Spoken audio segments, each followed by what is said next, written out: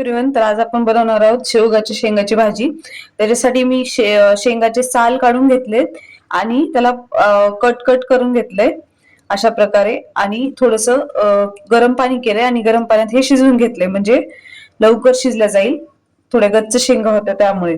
त्यानंतर मी इथे एक प्युरी बनवून घेतलीये. त्याच्यामध्ये एक टोमॅटो, एक कांदा, आलं, लसूण आणि थोडीशी कोथिंबीर टाकून ही प्युरी बनवून घेतलीये. तर चला आपण आता भाजी बनवूया. तेल गरम करायला ठेवायचं. एक कढईमध्ये 2 पळी तेल घ्यायचं.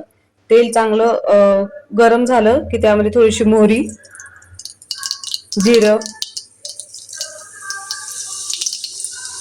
थोडासा कढीपत्ता आणि त्यानंतर आपण जी ही प्युरी बनवली आहे, टोमॅटो, कांदा, आलं, लसूण आणि थोडीशी कोथिंबीर टाकायची.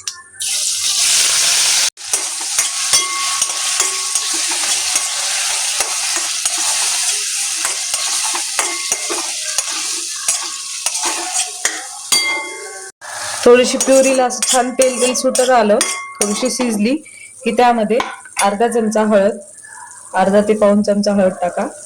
लाल तिखट तुमच्या चवीनुसार, मी ते 2 ते 3 चमचे टाकते.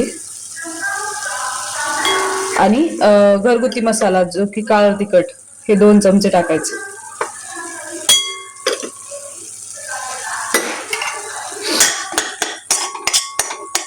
छान प्रकारे ह्याला स्मॅश करून घ्यायचं, हलवून घ्यायचं.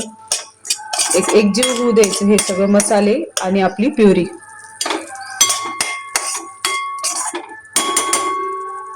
त्यानंतर चवीनुसार मीठ,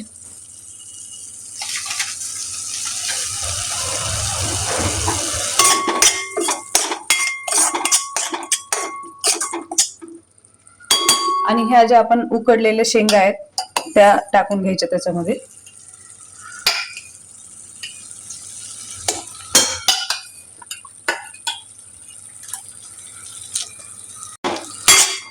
त्याला सगळीकडे हलवून घ्यायचं.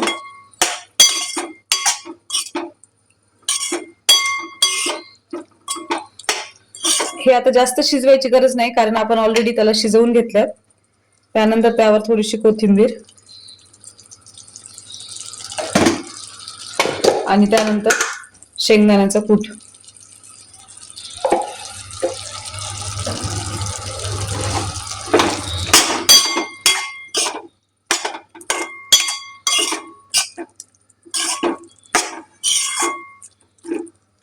आणि तुम्हाला जेवढं पातळ हवंय त्यानुसार तुम्ही पाणी टाकू शकता.